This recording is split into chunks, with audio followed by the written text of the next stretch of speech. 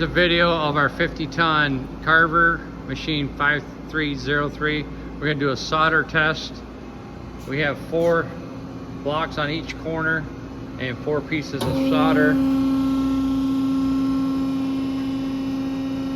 Run them up, goes into slow pressing.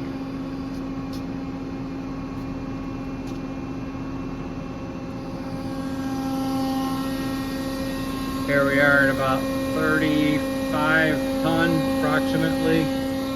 Now we'll open it up.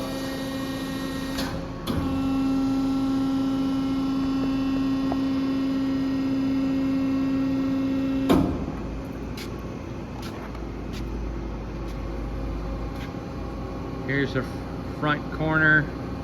20,000? 20 thousandths.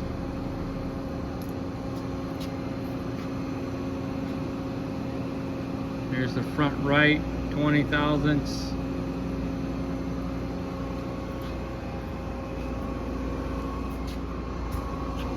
This is the back right. We're at about 20 thousandths.